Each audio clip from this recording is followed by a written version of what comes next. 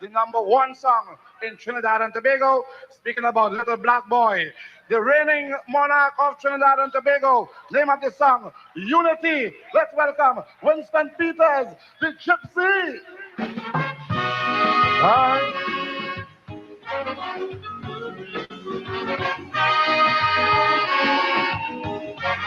Hey,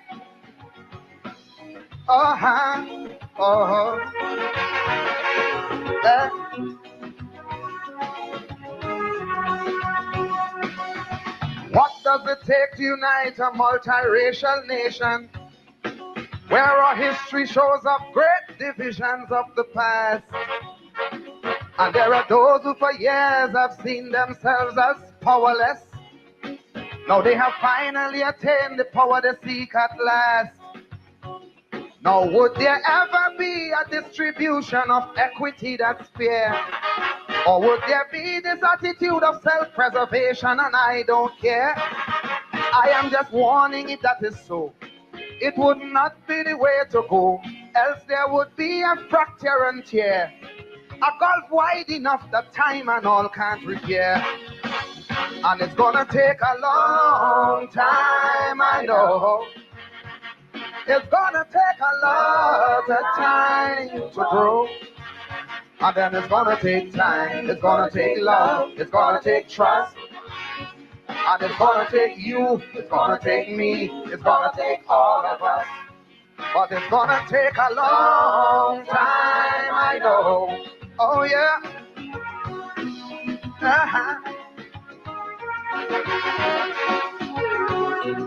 Yeah. All actions must eradicate traces of alienation.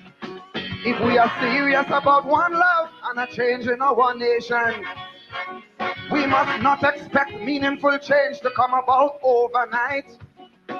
Cause any change for the better of anything takes a lot of fight. And any agenda has to be transparent, it cannot be disguised. You cannot speak one thing and your action speaks otherwise.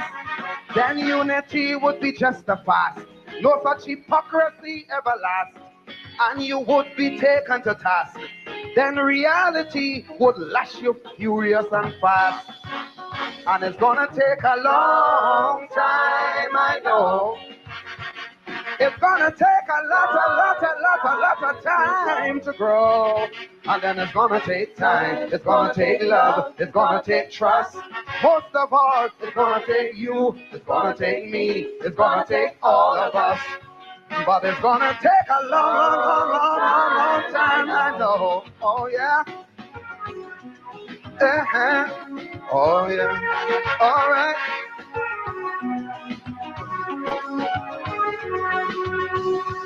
You must never practice the things that in the past you criticize. Cause if you do, it just helps to leave this nation more traumatized. And there's nothing worse than mistrust to create real division. And the last thing unity wants is total polarization. No political oligarchy should ever be allowed to develop. And racism, no matter how disguised, would have to stop. Don't make unity a puppy show. Just remember I told you so. It would not be the way to go. Else the darkest cloud would cover up our rainbow. And it's gonna take a long time, I know.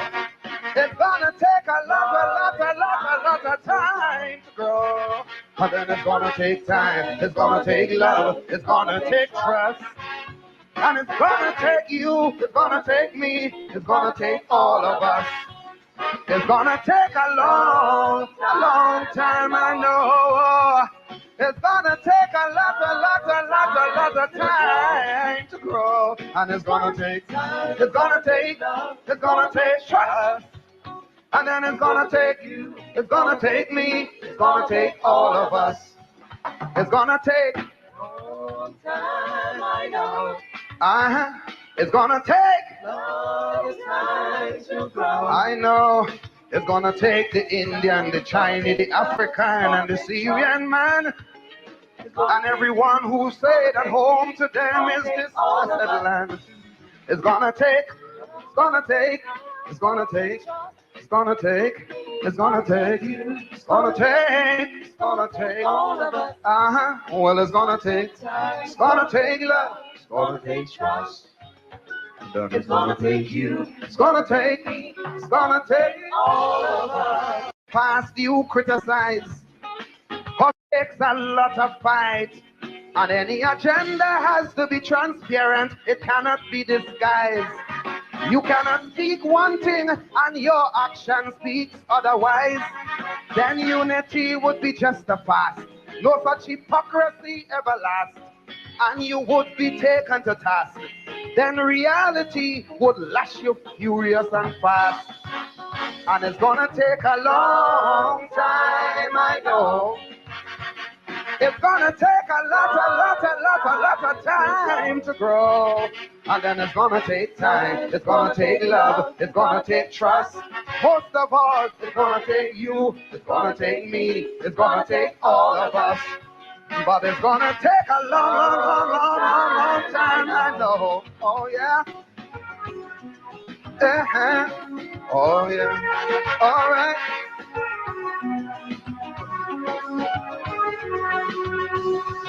You must never practice the things that in the past you criticize. Cause if you do, it just helps to leave this nation more traumatized. And there's nothing worse than mistrust to create real division. And the last thing unity wants is total polarization. No political oligarchy should ever be allowed to develop. And racism, no matter how disguised, would have to stop. Don't make unity a puppy show. Just remember I told you so. It would not be the way to go. As the darkest cloud would cover up our rainbow. And it's gonna take a long time, I know. It's gonna take a lot of time to grow. But then it's gonna take time, it's gonna take love, it's gonna take trust. And it's gonna take you, it's gonna take me, it's gonna take all of us. It's gonna take a long time, I know. It's gonna take a lot of time to grow. And it's gonna take time, it's gonna take trust. And then it's gonna take you, it's gonna take me, it's gonna take all of us. It's gonna take long time, I know. It's gonna take long time to.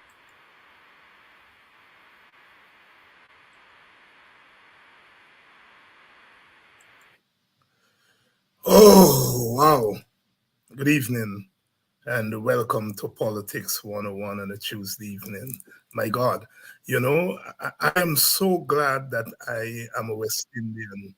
I'm so glad I'm Guyanese. I'm so glad that I'm Black. When I listen to these men and women who, without much formal schooling, are able to reflect accurately the condition. You know, historical memory is part of our condition in the Caribbean. We have to depend on historical memory to bring to life a past that has been so sordid. And you know, these singers, these chanters, they take us back in history, but they do something else. They look into the future. Winston Peters, the Gypsy, perhaps his most famous song, most famous calypso, Little Black Boy.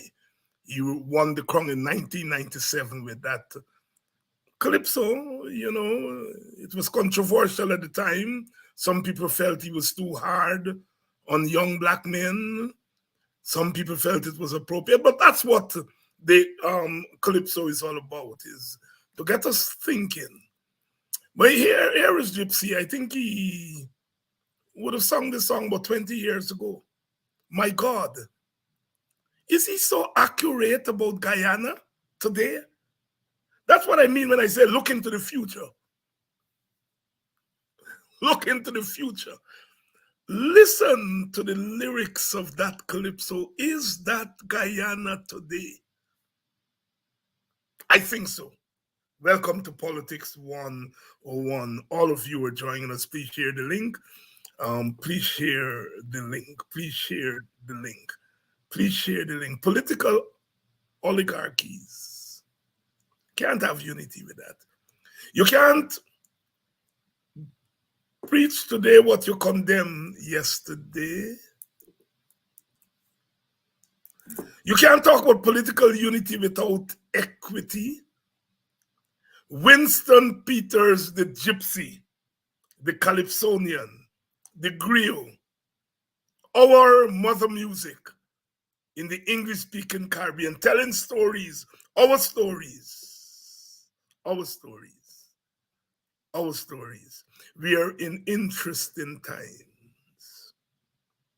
I've had cause to, this morning I was on a radio program in Antigua talking about the visit of the Gladstones and so on. And I was making the point that in some regard, it took some white people to come here to make some of us understand the definitive nature of slavery. That you can't talk about anything in our Caribbean after 1492 without centering slavery. And it took some white people to come in to say, but slavery is profound. It is so profound that we as a family are coming here to apologize to you, to say that the wealth and the prominence that we have in British society, it is because of unpaid labor and what we did to your people, white folks.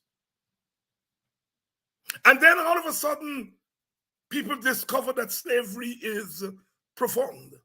It is profound. It is the only system of its nature. You take away slavery from the Caribbean, from the Americas, from the world. European wealth. Modern capitalism. Eric Williams, in his famous book, Capitalism and Slavery. He's writing that almost 100 years ago. But you see, if we center slavery, then the narratives of Europe will have to change. If the European states recognize and they do what the Gladstones are doing, if the American state, if the Guyana state, contemporary state were to do that, narratives will have to change. For the Europeans, all this talk that our wealth had to do with our genius, our exceptionalism, our hard work, all that narrative of 400 years, the American exceptionalism, it will have to go. They will have to admit that they are wealthy because for 400 years, they paid not one damn cent for labor. The whole narrative will have to change. And they will have to admit that African people were always human beings. And they will have to admit that African people are entitled. You know, they like to say, you all behave as though you're entitled to something. Of course. If you're not paid for 4 centuries, of course you're entitled to be paid. Narratives will have to change. It's okay for our government in Guyana to say that Europeans must pay us reparations, but that not the successor state in Guyana, that they must have nothing to do with reparations.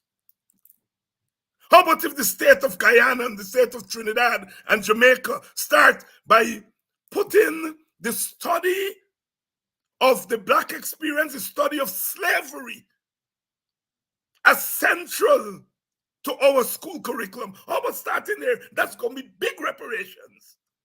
How about if the University of Guyana set up a department of African and African diaspora study? That would be big reparations.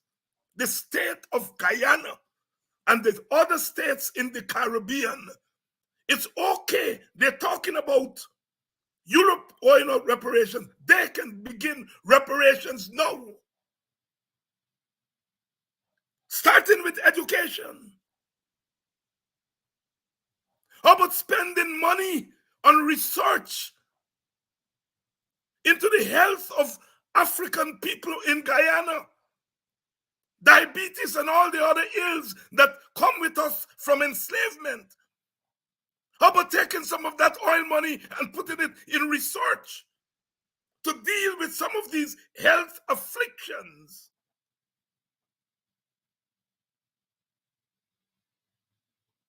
That are devastating the Black community. It's going to take you, it's going to take me, it's going to take all of us. I'm saying without any water in my mouth, until Guyana and the African diaspora come to grips that we are all living in a post-slave society, a post-slavery society that is only post-slavery in form, but not in content. All the kind of talking about twinning, indentureship in slavery, no. Indentureship itself is a derivative. It is a rejection of the slave logic. The slavery logic said that people are now emancipated. They should become full citizens, earning a livable wage. And indentureship itself came into being as a rejection of that. How can you tell me the two are the same? Oh my God! Until the Americas and the world come to that consciousness that the uniqueness of enslavement makes those who were the victims and are still the victims make their story unique.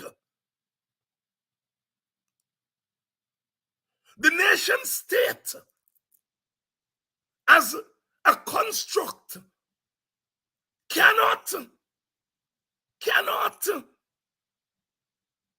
explain the ethnic conditions of its people. In many regards, as Africans in Guyana, we have more in common with Africans in Brazil and Africans in Jamaica and Africans in America and Africans on the continent than we have with our ethnic brothers and sisters. We share with our ethnic brothers and sisters the state, our nation, our cultural nation is shared with our brothers and sisters who underwent that heinous crime. 1823 is known for the largest slave rebellion in terms of the number of enslaved people who were involved, but it's also known for the most brutal. Over 200 of our foreparents had their heads chopped up, put on stakes, and paraded. The epitome, the extremity of slave violence. And then you tell me about one Guyana? One Guyana has to recognize the uniqueness of each experience. But among the uniqueness of each experience, there is an experience that is most unique. I say no more. They're going to report me and say that I'm preaching racism. I grew up hearing old people, my auntie and them, my grandmother and them saying, where ignorance is bliss. And you all know the rest. Good evening and welcome to Politics 101. We're doing it tonight. My guest, brother Nigel Hughes. I like how Simona Brooms put it. We liar. Use we liar. That will live with me for the rest of my life. I will remember that for the rest of my life. Use we liar. And when poor people, oppressed people say we,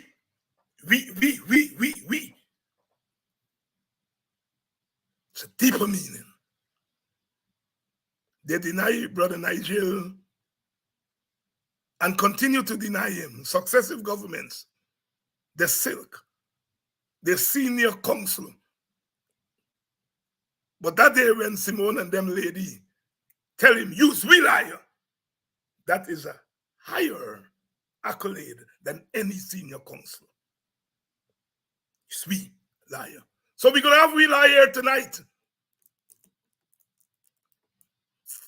Because he raised a hornet's nest at Coffee 250 annual conference. He argued for a super majority as a means not of taking away anybody power, but as a means of equalizing power in an equitable way. And seeing that as a route, R-O-U-T-E, to national reconciliation. Because, my God, we not, look, even with this oil, we aren't going no way if we don't have national reconciliation. And national reconciliation has to be built on a recognition of the victimhood of all of us. And you have to start with the victimhood of those who were most victimized.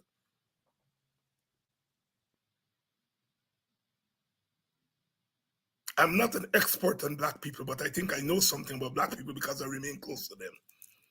And I think if you watch them in their eyes and say, we recognize your victimhood, we recognize your pain, we recognize your grief.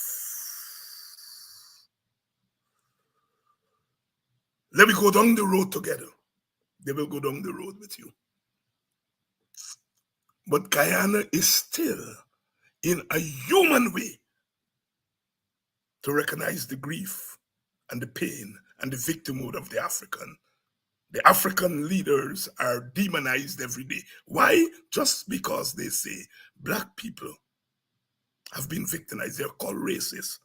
And those who call them racist know the real meaning of racist. So they don't mean that we believe in racial superiority. What they mean when they tell us we're racist is that we are lesser human beings. That's the definition of racism in Guyana in a lot of quarters, including some Black quarters. When a Black man sits on television and says Black people must take responsibility for their children, I wince. A people who took responsibility for the world by working for them for nothing. Family destroyed, but still all in the family together. That Nigel and me and all the rest of us, we came out of families. Our families took responsibilities for us. That is why we were able to wriggle our way through the creases and escape bondage so that we can come back and try to make those creases into larger cracks. Ultimately, to open the door, and then a Black man would sit there and talk to Black people about taking responsibility for their children. If the men didn't take responsibility for us, the women took responsibility for us. If the mother and the father didn't, for whatever reason, the grandmothers and grandfathers, what are you telling me?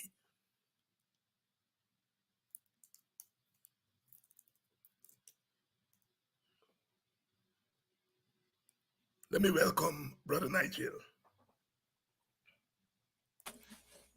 Brother Nigel, good evening. David, good night. As always, profound. And allow me again publicly, I do this every time I am in the same space as you, to thank you for the work that you continue to do for the African and Guyanese community. It's not one community that you speak to or about. You're always preaching reconciliation and love. So allow me to publicly thank you for that. And thank you, my brother. You are obviously there in Guyana, looking on, watching on, observing the visit of the Gladstones, mixed response from the community, from the Black community, from the larger Guyanese community. The rest of the Caribbean is taking notice. Like I said, I was on in Antigua this morning talking about it. Your response. Your response. David, as you know, reparations is a really difficult emotional topic. And when you think that there are people who are opposed to it in this day and age, it says a lot. I think the Gladstones, I don't wish to amplify this gesture of theirs. I think it is a good beginning. It is a first half step. But you've got to remember the Gladstones came at the weekend. And guess who came 3 days later? Tony Blair. Tony Blair. Okay, so let's get this in context. I want to applaud the University of Guyana for being the forum where they went to make their apology. I want to commend the work that people like Eric Phillips have put in for a long time on the issue of reparations. So I think it's a good beginning. You touched on something when you were doing your introduction that really I think highlighted why education should be a big part of reparations, as in funding for education. You mentioned that there was some African person, I believe he was male, who said that Black people must take responsibility for their children. Like you said, if we could come through 2.5 centuries of the worst form of depravity, and like you said, it's the women who have always been there, have sacrificed, not my grandparents, before that, to keep those communities together. You can't really, in this day and age, say that Black people must take responsibility for the children. But you know what? It does point out, because I'm assuming it's somebody of some significance in yes, society. is Minister of Labor, Mr. Joe Hamilton. He was in a conversation on Globe Span with Vincent Alexander. First time I saw Vincent got vexed in public. And I think vexed at all. But anyhow, yes, it's Mr. Hamilton. Sorry. But you know what it does highlight, and I'm surprised that somebody like Joe Hamilton would say so, even despite his political leanings. If you had real education about the history of the Black person anywhere in the Western Hemisphere, you would understand the context of where we are now, where we came from, and it wouldn't even arise as a wild thought to suggest that the African people don't take responsibility for their children. It is unheard of. And it's sad, but what I have noticed recently is that a lot of young people either don't want to, and I'm talking about the young African people, either don't want to know about the history, maybe because it's too painful, or they just don't care. And, you know, Bob Marley said it, all he did is repeat what a lot of our foreparents said. If you don't know your history, you don't know who you are. It's, you know, it's sad. But we battle on. We battle on. Nigel, I know because I've been associating with you now for the better part of 2 decades, and I've been talking to you, and you've been talking in public. You've been thinking about a lot of the issues that have to do with reconciliation and nationhood, and you do so, except for a brief moment when you were chairman of the AFC, you do so outside of formal politics.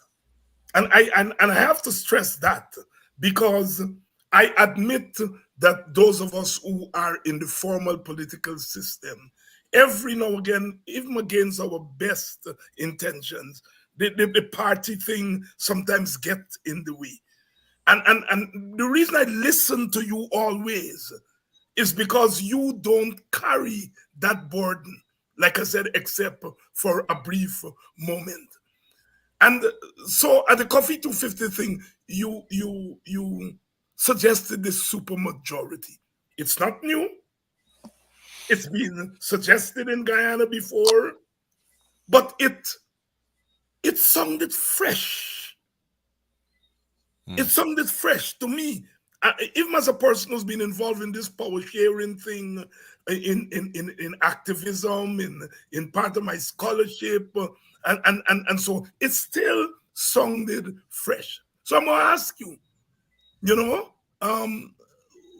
how did the spirit move in you to come to that in 2023?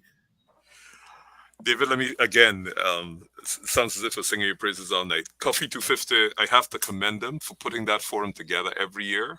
And I think if we're all honest, every time Coffee 250 at their annual August convention, every time they hold it, they always raise issues that have to be discussed, open, controversial, but that's the reason why they're raised. So last year when all that you said was, are we heading to an apartheid state? And everybody tried to bring down the heavens on you. This year, I was lucky, privileged to have been the person who spoke about this supermajority. David, you're an old political activist. I used to run behind you and Rodney and stuff as a kid in school. And it was since then people recognized the fact that this country could not be governed by one side alone. And I think what they were saying in effect then, because in those days, the majority of the persons who were in the country were clearly Indian. What they were saying was, we, as a country, we can't move forward with one hand clapping or with one hand determining the political fortunes of the country. The then, that was the essence of what the WPA was saying. It might not have been articulated in terms of supermajority, etc., etc. And one of the facts that we have to discuss, both in the African community and in the larger Guyanese community, is the concept of self-defense politically. And if you know from experience that you are going to be tortured or you are going to be treated badly or you're going to be disadvantaged, and someone asks you, would you subscribe to this process that will result in that treatment of you? Your natural instinct put in that context is to say, of course not. So let's put it in the context of democracy. And this is a discussion I think we all need to have about Mr. Burnham, because of course, we have criticized Mr. Burnham, rigging elections, etc. And not for 1 second am I attempting to justify it. Because like you, I protested it. But the reality is that part of the reality that he had to deal with was the fact that he didn't have the numbers in his African community to allow him to defend them if democracy brought into place a government that was hostile to them. And that is something we don't discuss because it quite often gets clouded as anti-democratic, etc. And that's one of the things we need to discuss, because if you say you're elected, you've got whatever, 50.1, 51%, whatever it is, and you then proceed by your conduct to act in ways which are hostile to segments of your population, what do you think they're going to do? They are placed into a self-defense mode.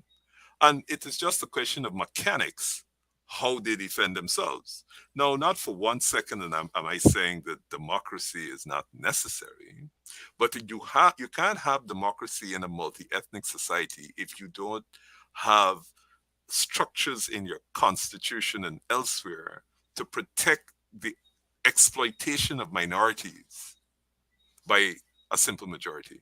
You can't have it. And I mean, look at the results of, I think it's CAPE and CSAC. Not as an African person. Every time those results come out, you never see one single indigenous person, and I ain't coming to the Africans yet, in the top 10. You probably don't see an indigenous person in the top 20. You may or may not. Now, if you are living in a society in which all of us have equal access to education, we all supposed to be treated equally, and we could matriculate, etc., etc. Why is it that we never see indigenous people in the top 10? And if that continues to happen, it must mean that we as a society must take urgent remedial efforts to ensure that whatever it is that causes them never to be in that position, that those things are addressed. Because otherwise, we are literally sitting down saying it is okay for that segment of the population, 10, 12% of the population, never to be able to produce people who are regularly in the top 10.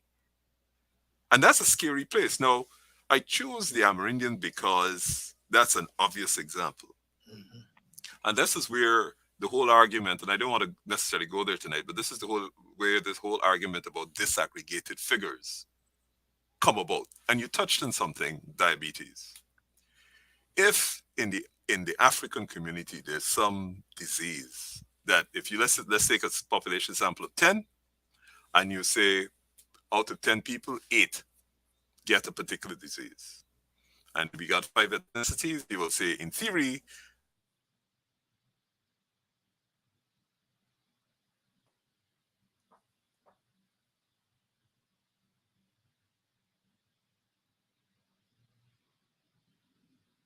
We seem to have had some little difficulty there. Brother Nigel got stuck.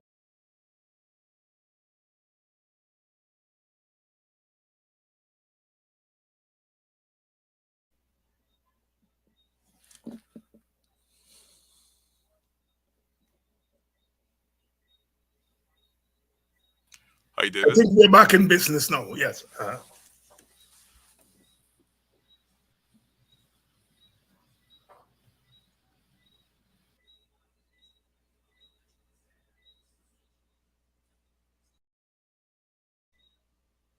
David, I'm not sure whether you can hear me. I say to your viewers, we apologize for that break. Yes, we're hearing you. We're hearing you. We're hearing you now.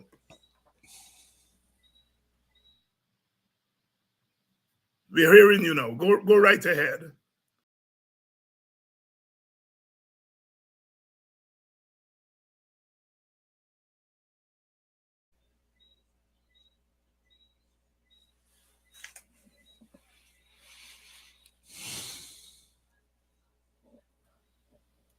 Yes, I think you're in.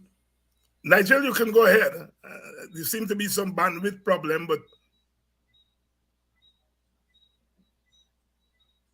are you hearing me, Nigel? We seem to have some bandwidth problems there. Right. Yes.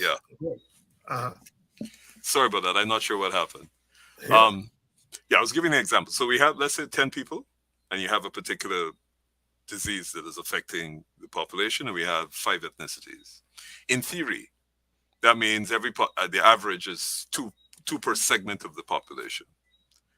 But if you were addressing the problem and all 10 or 9 of the 10, the victims of that particular disease are only in one community, then you don't spread the resources over all the communities. You spread the resources exactly where the problem exists.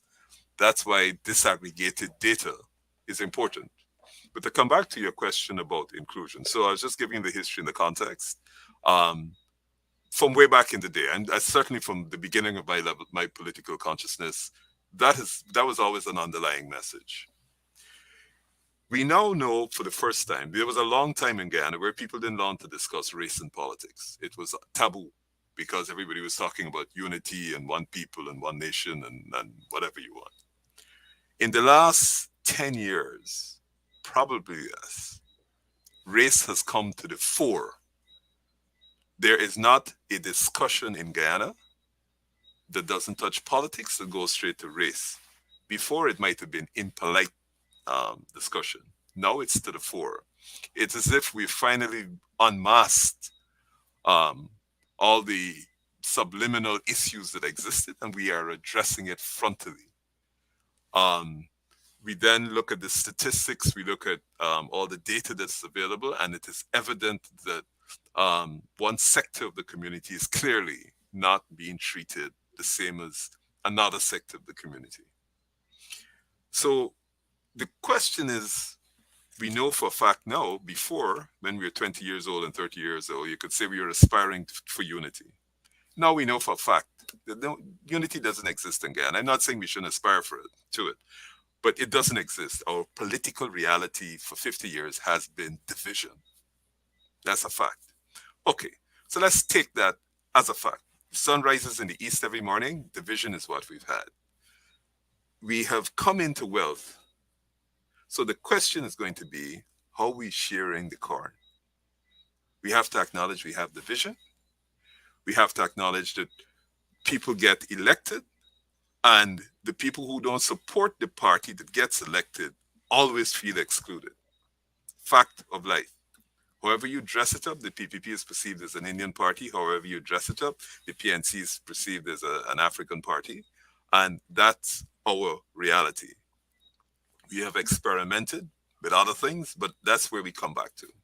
So the question is, in a society in which we accept we're divided, how can we create the political architecture that would protect all the major ethnic groups so that they get an equal opportunity and they get equity as well?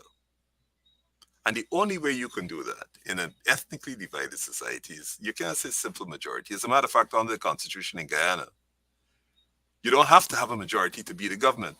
Donald Ramatar's government was a minority government. So how can you have a constitution that says once you get the most votes, you get all the executive power? And you could the only restraint on that is at budget time when you go to Parliament to vote, the National Assembly to vote. So it is, I think it has spoken to us for a long time that what we need here is some sort of political architecture that allows the views of the major ones to participate. Some people call it power sharing. I just happen to say what we need is consensus. Like you said, it's not a new idea. The special committee that was convened when APNU AFC got into power, it was one of our recommendations. Yeah. As a matter of fact, recommendation number 59, we said consideration should be given to the establishment of the requirement for a supermajority where the proposed legislation may include provisions which create ethnic and cultural consequences. I want to go on to an actual example, and this is where Guyana really has to, I think, spend some time. We are in the middle of a oil and gas boom, unprecedented find. It means that we're, for example, the People's Progressive Party get in with 51% or whatever the percentage is, and they decide they want to undertake projects without feasibility studies, without any kind of background assessments and analysis, and they go down the road with that policy against the strenuous objection of the opposition, and the government changes. Some foreign investor comes and invests millions of dollars in a project. The government changes, and the project gets stalled. That's just our history. We had this precise scenario with Amelia Falls, because what the investors in Amelia Falls said, unless this is passed by a majority of the people, and not simple majority, the majority of the people in the National Assembly, i.e. a supermajority, we are not proceeding with this investment. It is too risky. And therefore, what that does is it increases the risk factor of investing in Guyana. Because if you're a serious foreign investor and you're dealing with a government that got a 51% majority, and there's a real chance that they're going to lose the next time and you had an opposition that was strenuously opposed to some project, the investor has to factor in that that project is going to runs the risk of not going anywhere. And therefore your risk factor goes up, your ratings go up, you pay more, and the society will continue this perpetual dance in which we really are spinning top in mud. So even from the economic point of view, before we even come to the ethnic relations, from an economic point of view, supermajorities are what are required. So if an investment is approved by 60% of the population of the National Assembly, the chances of that being reversed at a change of government are nil. I noted the immediate reaction of the Attorney General that this was trying to get power through the back door. The objective of power is really not to say that you have it, but it's to improve the society. I think Andai says it's to make the world a better place. Yeah. And you can't decide, well, you alone must exercise this power. This is power that has to be utilized for the benefit of the entire nation. Suriname, multi-ethnic society, more ethnicities than Guyana. Their president has to be elected by a 2/3 majority of the parliament because they recognize the disruption that comes when you end up with these ethnic governments that you had. And if you think of between 1992 and 2023, there was literally 3.5 years of any other government other than the PPP. What do you naturally expect the African people to believe? What is their investment in this system? And so, looking at it from a bird's eye view, and certainly looking at it internally, we have to have political architecture that says we got to reach a consensus by way of a supermajority. We could argue whether it's 55%, whether it's 60%. Suriname says for the president you should have 2/3. But if Suriname can make it work, Bouterse got elected 2/3 majority. Santoki had to get 2/3 majority. It restrains any instinct anybody may have to pander only to one ethnic community. Because you're not going to get 2/3 majority in the National Assembly if you suddenly get into government and all you're doing is providing for your own supporters.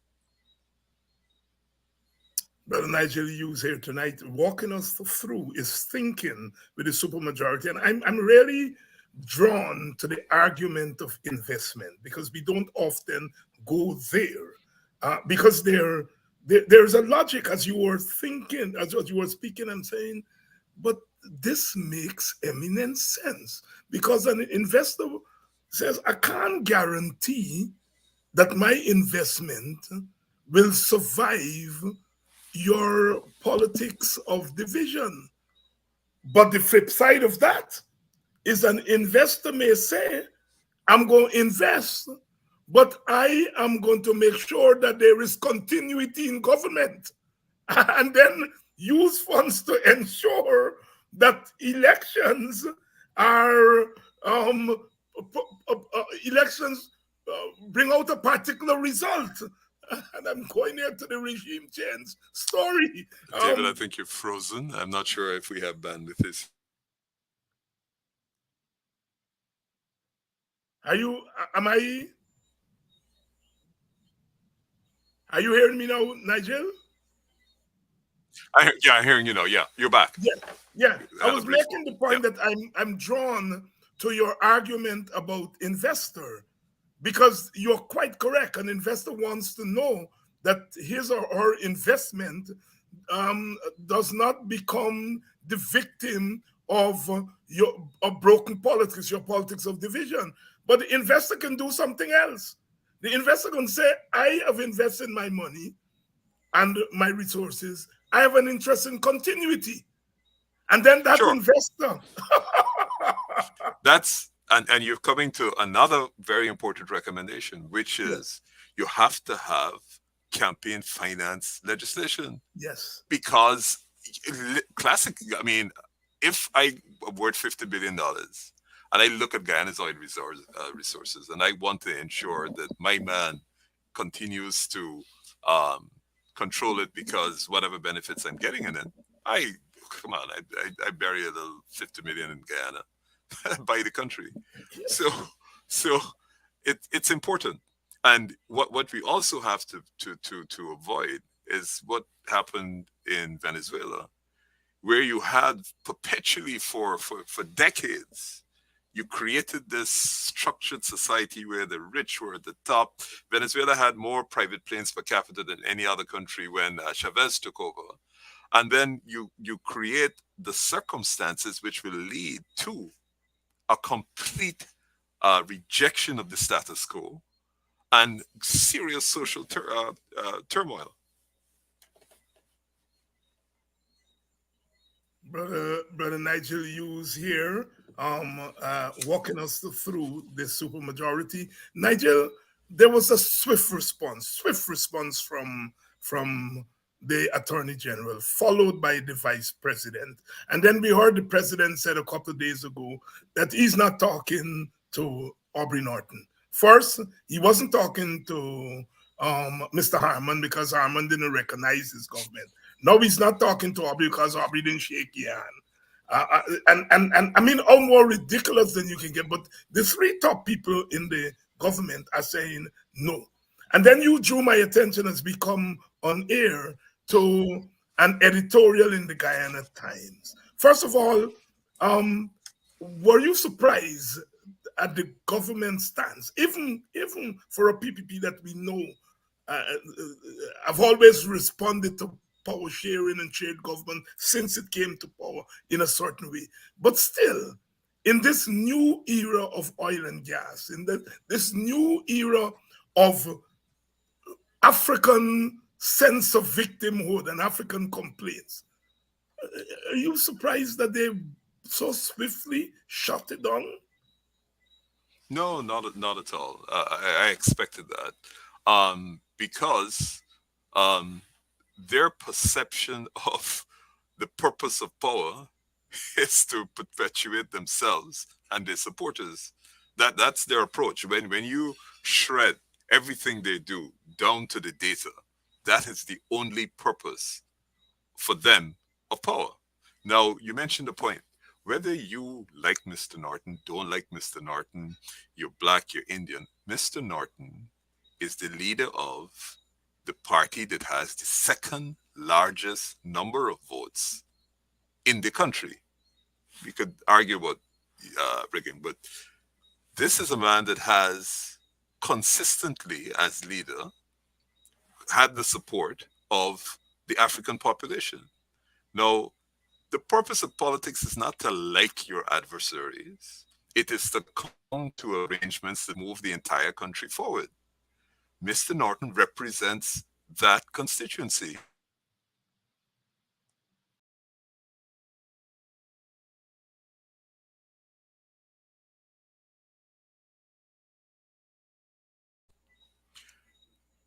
I'm not sure. Are you hearing me? Yes, we're hearing you. Yeah. Until Mr. Norton is removed as leader of the opposition, he speaks for the people who voted for him. That is close to 50% of the population. Now, if you don't like the shoes Mr. Norton wears, you don't like the shirt, that is not the question. That's not relevant, whether he wants to shake your hand or not. So you're saying that every single person who is of African descent that voted for Mr. Norton rigged the elections. Every single person that voted for Mr. Norton doesn't believe that you should shake their hand. You could not seriously be saying that politics in Guyana is reduced to that. And then to suggest that you somehow are going to go to the masses. What you're really saying is you don't want to deal with the organized African people. You want to be able to go and buy us off and pick us off. And I mean, the insult is unbelievable. You want to come and say, hey, $250,000, you got to come vote for me, as if your entire existence as an African person can be reduced to you coming and telling me you can give me 5 cents and I should be grateful. If that is not the crudest insult, the people of African descent, they are structures. And the reason why society has structures is so that we can proceed in an ordered way.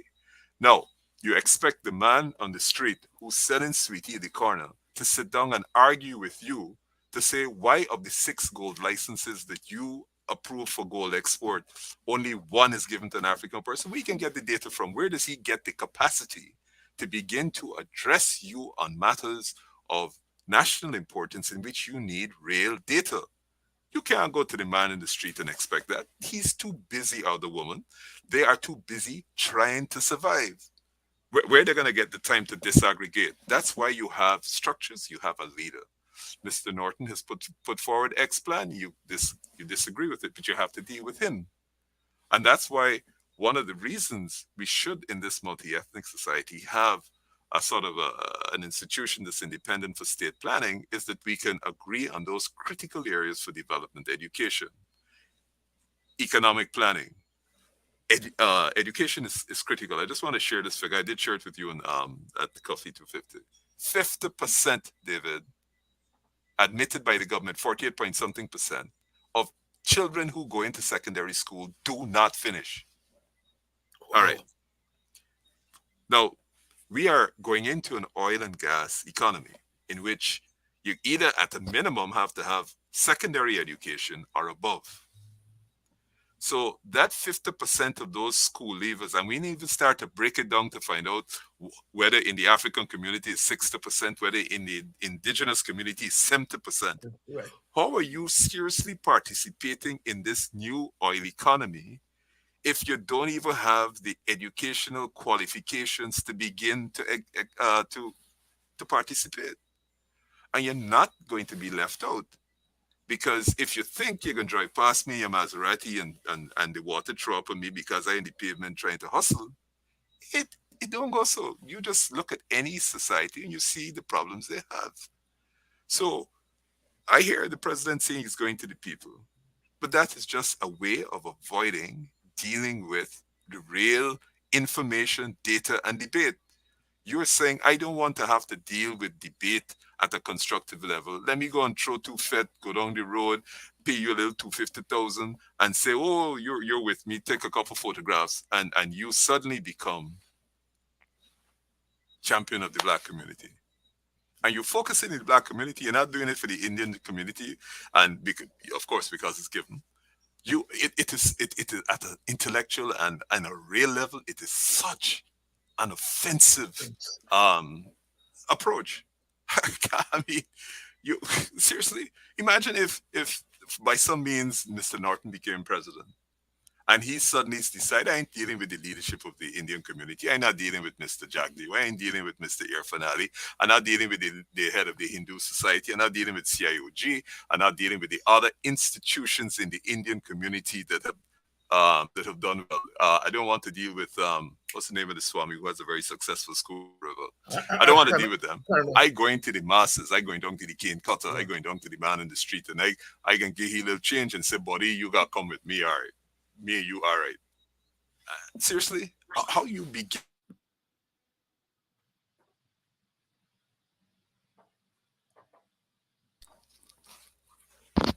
It's if you think about it, it's probably a consequence of our poor education over the last 2-3 decades, that the level of discussion in this country is so low. It is embarrassing, the sort of things we read about in the newspaper that pass for anything looking like a constructive approach to developing a real country. I think a lot of people have long gone past the fact that we can. I mean, it's an indictment on us that we can't. And in the face of wealth and good fortune, we still can't work out what are really minor differences for a minuscule population of less than 1 million people. Certainly is frightening. Nigel, the response from the PPP, of course it's not new. They've been responding like that since 1992. And the response to that response from the African Guyanese community, part of it is throwing their hands in the air. Part of it is that we can't expect this system to work for us. I didn't hear you just now during the bandwidth blackout. I didn't quite get the question, so please. I was saying it's the response of the African Guyanese community to this latest attitude to sharing of the power, the executive power. Where does that leave the African Guyanese community?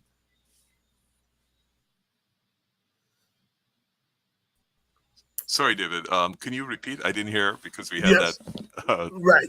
No, interruption. I'm saying this latest attitude by the PPP took the sharing of executive power as a form of reconciliation. Really, in the midst of everything that's going on, must be a body blow to those of us who aspire for a change situation so that our country can move forward despite our imperfections.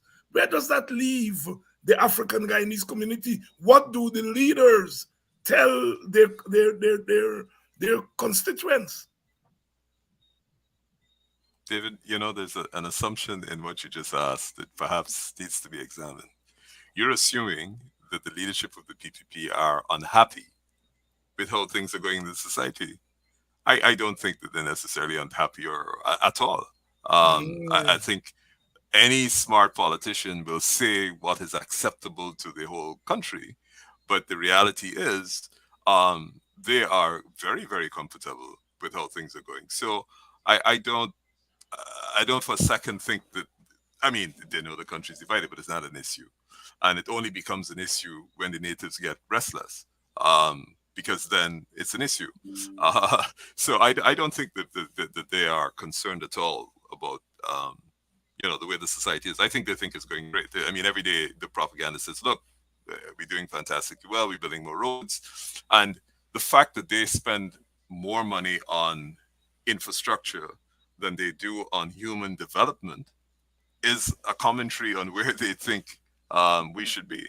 If you don't appreciate that the biggest asset this country has is its population, and you really should be concentrating equal amounts of resources on human development, and I don't just mean kids in school, I mean human development. If we want to become a quote unquote first world society, I don't want to say Dubai, but if we want to become a society in which we have educated, mature discussions, dealing with facts and not rhetoric, and we appealing to our better nature, you have to start spending the money on human resources. I mean, think of if we have 50,000 miles of fantastic roads, but all of us, moderate education or none.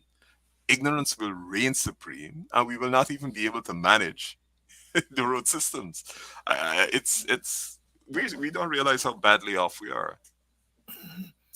Nigel, I know you pay attention to the oil and gas industry. The government recently passed the Petroleum Activities Bill. It was wrongly criticized by the opposition because it puts too much power in the hands of the minister. What's your reaction to that law? Again, let me just forgive me for expanding your questions. The future of this country, in the immediate short term and long term, we have to develop the institutions, not the individuals who make decisions. Yeah. We have to develop the institutions that are going to assist us to manage this well. David, I don't care if you put Einstein as the president or the vice president, as the case may be. One man cannot make all the economic decisions for the country. Come on, seriously? Since when does knowledge reside in one person? I don't even think within the ambit of the PPP, there is real debate about the economic model. So when you start, it is always a sign of weakness when you start vesting power in individuals, because all you're saying is the individual can call up somebody and say, do this, do that. And you don't have an institution that is gathering the data that leads and feeds into a group of people who are supremely qualified in a specific area to make an optimal decision for the country. One man can't make a decision for oil and gas in Guyana. If you're going to put down a gas plant, where the gas plant is going to go, you need an institution that is going to harvest all of that data.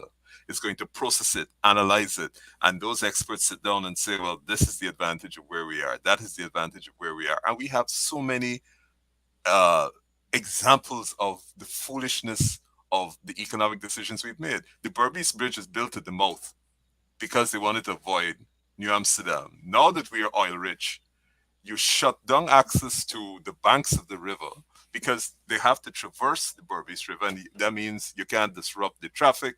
And therefore, rather than have a 24-hour flow up and down the river, you have to open it. I mean, we can go on with the decisions that we have made that make no sense, or we made them for short-term political gain that make no economic sense. And if you had a state planning type institution that was gathering that data that allowed different views around the political and different views in terms of economics, the kind of discussion that would feed into that would not lead to the kind of decision that was made there. It's sad. So what I'm saying in short really is it is obvious that the minister should not get that kind of discretion. We need to start concentrating on building these institutions, and because we don't have the talent here, we have to hire that talent in while we train our own talent so that we get up. We end up with a petroleum commission. We end up with a commission that can protect the interests of Guyana, whether it's in oil and gas, or whatever area it is. That is the approach. It should be a national approach that sets up these institutions, not that the minister, because every human being has vulnerabilities. So if you want to put that kind of decision-making power in one person, then all you got to do is find their weakness. Nigel, you stressed that in the oil blocks that have been distributed thus far, not one is owned and controlled by Africans. We now have, I think, 14 new oil blocks that's going to go on auction, according to the government, this coming month. The model of the auction, is that hospitable to a more inclusive kind of outcome, or does it, in a sense, weeds out some people at the outset? Your thoughts? David, last week, the vice president in his press conference, someone sent me the clip, acknowledged that the previous oil blocks were given to only Indian people. He said it. I actually heard him say it. And he said, but that's in the past. Now we have, we got to get bonus, etc. Let's analyze that. If you acknowledge that only one sector of the community got oil blocks, and oil blocks will bring wealth. He said, oh, the investment, they haven't gotten it back because they haven't found oil. Forget all of that. If you acknowledge you, during your term of office, only gave oil blocks to one sector of the community, you are acknowledging that you took state resources and gave it to one sector of the community. What's the impact of that? What happens to the other sector of the community that didn't get it?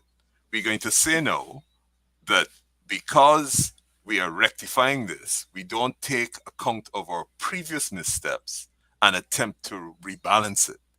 Because you see, we have to understand that there has to be rebalancing, because you can't take all the state assets, give it to your people, and then say, I made a mistake, mea culpa, but now going forward, everybody can compete in the same playing field. How? You take that asset, you make a lot of money, you go and invest, you put it in the stock market, you get people who buy shares in those blocks, and you make a lot of money. So the next time around, if you want to start bidding with a bonus of $10 million, they don't have a difficulty raising $10 million because you already give them the oil block, which they could trade and go and do it. So the African who never got an oil block, who doesn't have the same opportunity, you're then going to say to him, we now in a level playing field. Come on. It's like if you ask me at 60 to go and run 100 meters with Usain Bolt and say that, whoever wins could get the oil block. You have so impaired my economic opportunities. You have so advantaged your own supporters by the transfer of assets, state assets. I don't have any difficulty with people making money, and I'm not asking anybody to take money back away from any private person. But you cannot take the state's assets and give it to one set of people. And then 10 years down the line, after that asset is multiplied and multiplied and multiplied, say that we're now going to have a fair system without talking about rebalancing. You have to deal with it. As a matter of fact, I'm happy you said that, because Article 15 of this same constitution that the people used to like to say was Burnham's constitution, they had a chance to change it. Article 15 says this: the state shall intervene to mitigate any deleterious effects of competition on individuals or groups. The Constitution says the state, when it sees this complete imbalance between the various groups, the state shall, it doesn't say the state may intervene, it says the state shall intervene to mitigate any deleterious effects of competition. Now, for God's sake, if I'm an Amerindian and you compare my average wealth, my per capita wealth to somewhere else, the state has to intervene to protect me.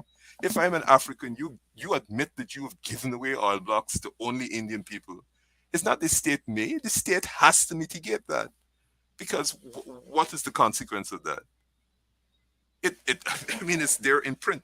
If you want to respect the foundation of the rule of law in the country, which is the Constitution, which leads to democracy, blah, blah, blah, respect what it says. The state has to intervene to mitigate the differences.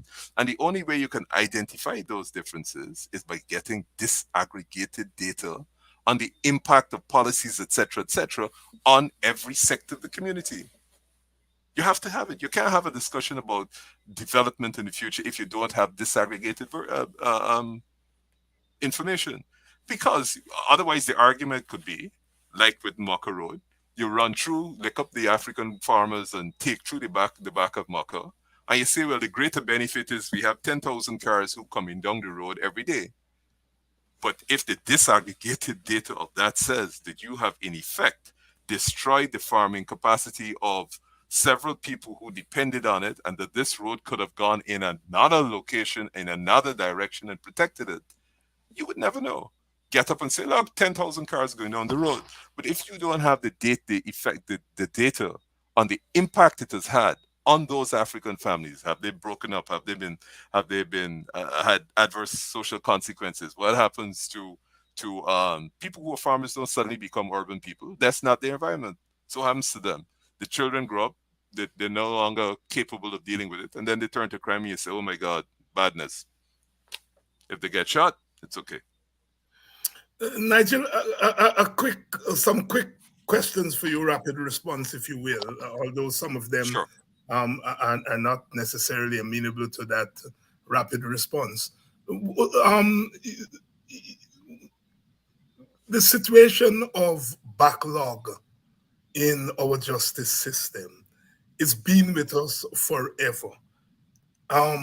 More and more we talk about it, lawyers talk about it, it gets worse. What are we not doing? All right, David, to be fair to the judges and the system, there was a time where they significantly reduced the backlog. There was a process and program, and the IDB, I think, had funded a program where they significantly reduced the process. We have new civil procedure rules that allow faster trials in the civil court. The reality is that we have a complete shortage of judges. I think we're down to 7 or 8. They've been allowed to retire. And we're not appointing new judges. As you know, the judiciary is big political issues. We can't even decide and agree on the chancellor and the chief justice, and don't think that consideration doesn't filter down to the appointment of judges generally. The same sort of political nastiness that exists will continue for that. So we have had a shortage of judges. That's a big problem. On the criminal side, the reality is 2 judges, a maximum of 3 judges sit at any assizes and start with probably 281 cases. Wow. Not humanly possible to bring that down. Oh. And every day you read of somebody killing somebody else, so you're adding new cases to the system. You have to decide what sort of society you want. And you have to decide that you need an emergency intervention in terms of resources so that you spend money, expand the judiciary, and even if you decide you're going to appoint a block of lawyers, judges, to deal with specific areas. So if you want to bring down the crime backlog, you appoint 4 or 5 judges who sit in the criminal jurisdiction for about 2, 3 years, bring it down because it is unacceptable. Justice Witt, when he was here the last time, said that you shouldn't have people waiting for a trial for murder for more than 6 months. We got people sitting down in prison for 5, 6, 7. I had one for 18 years the other day who waiting on a trial. Now Wow. think of what that does to you. If you get acquitted after 18 years sitting down in jail, it's difficult not to have blood in your eyes when you come out. It's difficult. So we have to decide, you see, because the law to politicians doesn't translate into the votes or Yeah. immediate tangible economic benefits, but you don't see the intangible in the sense of the quality of society you end up with and the level of civility or lack thereof. So that's how I would deal with that. And similarly with the civil procedure rules. Civil Um, procedures. you know, you have an intervention, you spend the resources, you get that backlog up, and then you work out. You see, if you had the data, it would tell you whether you need 20 judges at the High Court, 25, 30, to be able to keep the system running. But the appointment of judges always becomes a political thing because you're looking to see if who the judge likely to favor, and we are in a sad place. The Police Complaints Authority, Justice Ramlal, dropped what I consider to be a bombshell. Obviously, it wasn't to the media because it was a one-day coverage, and then they move on. But he dropped a bombshell. He basically accused the acting commissioner of police of breaking the law. And I know you have an intimate relationship with that issue of police killings because you've had to represent so many victims. What are your thoughts on Justice Ramlal's revelations? Um, I think it was timely and appropriate. There's nothing that we didn't know. He has said it. But again, commentary on our society. If the head of the police complaints authority says that, like you said, the press don't pick it up. We don't react to it. There's no outrage. We have lost our sense of outrage that existed before in the 60s and 70s, maybe even early 80s. We had a sense of outrage. So if somebody like Justice Ramlal said that, look, the police commissioner is committing an act of illegality, the police commissioner himself would go and resign because you know, but we've reached a stage now, unless I am hitting you in your head with a 4x4, you don't pay attention to what I say. We no longer, we've lost the art of of um of being conscious or being outraged. And so he says it. The press doesn't even think it's sufficiently newsworthy to follow up. The commissioner of police continues, the minister of home affairs continues, and whatever acts Justice Rambla complained about will continue. And that's just how we are. Nigel, I'm going to ask you to comment on an issue that, and you can say no because it has bad memories for you. I know. But have we reached the point where these constant road fatalities, Oh, have we reached the point of a state of emergency? Have we reached the point where this is now not just about people's personal failures, but it's a governance issue? Help me, help me. I mean, David, 8 people over the weekend in a small society of less than 1 million. 8. David, I had the privilege of going to Shanghai. I can't remember how many people live in Shanghai, 30 million people. I had the privilege of going to one of the police command centers. This is in China, my friend. They can shut down and identify a criminal act in less than 4 minutes on face recognition. Traffic, the technology is there. How difficult is it to have the cameras of the correct quality identify exactly what happens? Come on. People driving at beyond the speed limit. Everybody's boring, coming in the inside, coming in the outside. All you need to do is send these people a ticket. After you get tickets, you don't want to go and pay. The next step is obvious. This is not a beyond. This is schoolboy stuff. This is a thing you'd probably give to somebody in primary school to solve it. If you have the cameras, you have the technology. If everybody has standardized number plates, you can pick it up immediately. So the second, let me give you an example in the UK and in some places in Europe. If I pass Sparendam at 3 or 4 and I arrive in Babis at 4:45, sorry, at 4:45, 45 minutes, it must mean that I had to be speeding.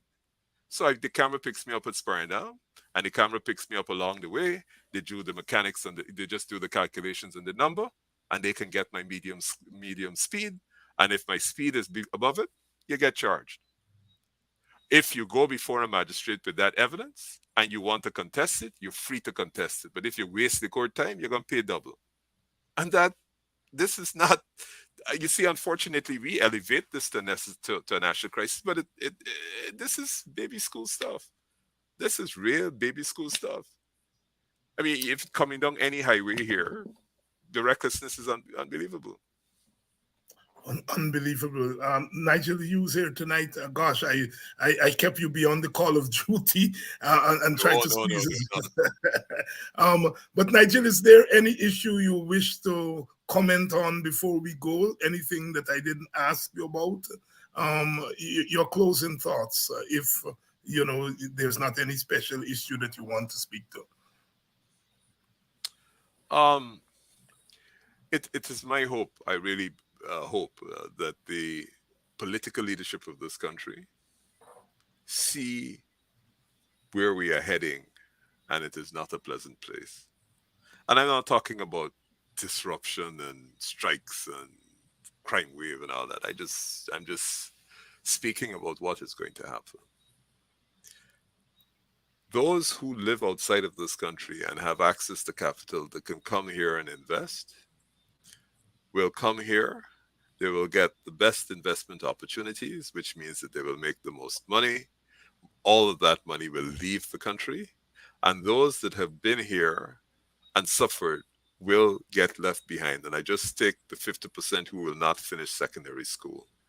They will be condemned to the most basic form of employment in their own country. So we are actually going back to the stage where they're going to continue to be security guards and maids and jobs that you would consider generating less income.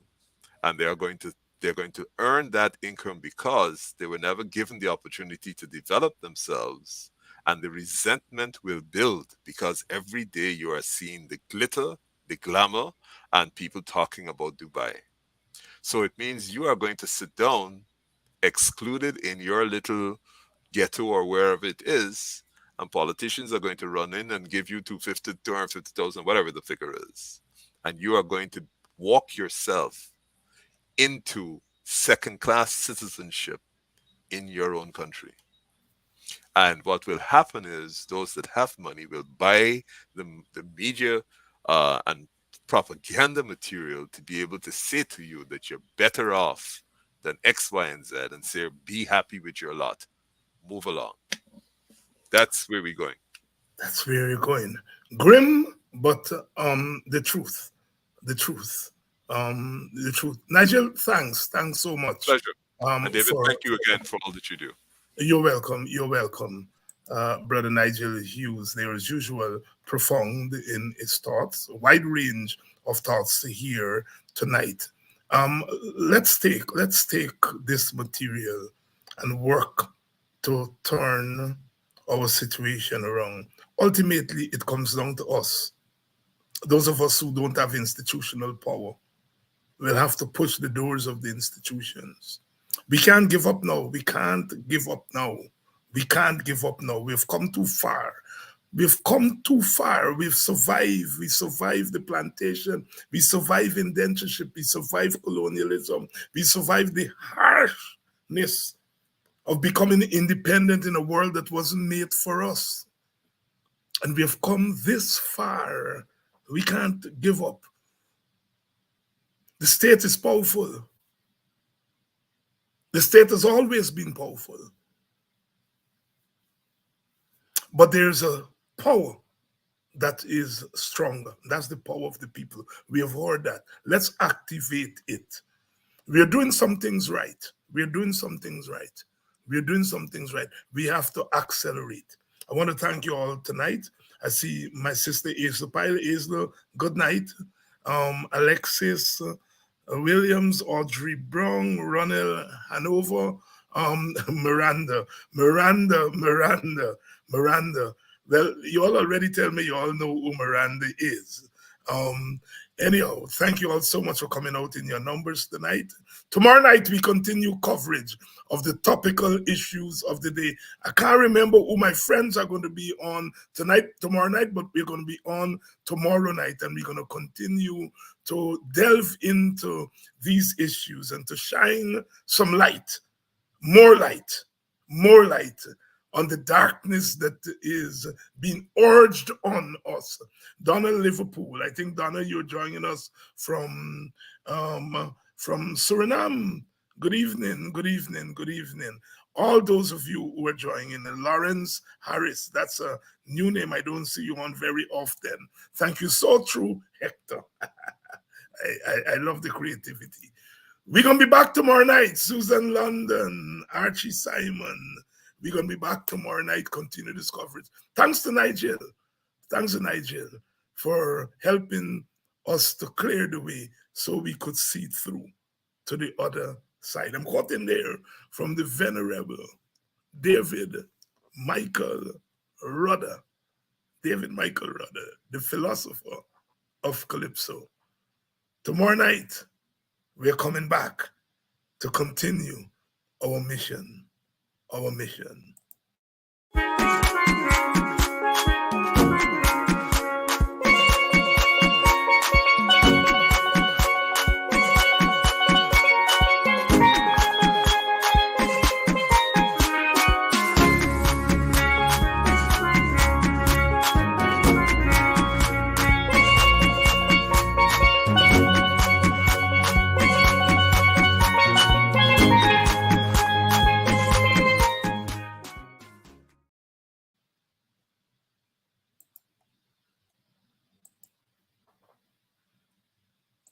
That's fear?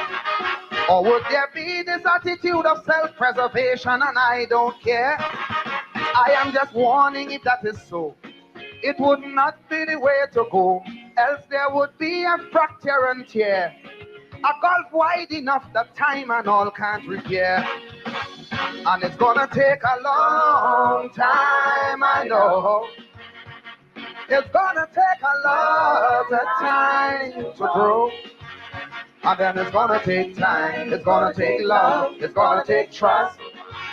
And it's gonna take you, it's gonna take me, it's gonna take all of us. But it's gonna take a long time, I know. Oh yeah.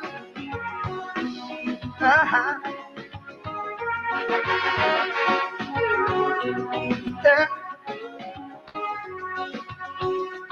All actions must eradicate traces of alienation. If we are serious about one love and a change in our nation, we must not expect meaningful change to come about overnight. Cause any change for the better of anything takes a lot of fight. And any agenda has to be transparent, it cannot be disguised. You cannot speak one thing and your action speaks otherwise. Then unity would be just a fast. No such hypocrisy ever lasts. And you would be taken to task. Then reality would lash you furious and fast. And it's gonna take a long time, I know. It's gonna take a lot of time to grow. And then it's gonna take time, it's gonna take love, it's gonna take trust. Most of all, it's gonna take you, it's gonna take me, it's gonna take all of us. But it's gonna take a long time, I know. Oh yeah. Oh yeah. All right.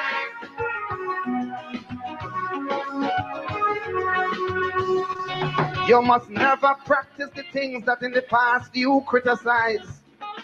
Cause if you do, it just helps to leave this nation more traumatized. And there's nothing worse than mistrust to create real division. And the last thing unity wants is total polarization. No political oligarchy should ever be allowed to develop. And racism, no matter how disguised, would have to stop. Don't make unity a puppy show. Just remember I told you so. It would not be the way to go. Else the darkest cloud would cover up our rainbow. And it's gonna take a long time, I know. It's gonna take a lot of time to grow. But then it's gonna take time, it's gonna take love, it's gonna take trust. And it's gonna take you, it's gonna take me, it's gonna take all of us. It's gonna take a long time, I know. It's gonna take a lot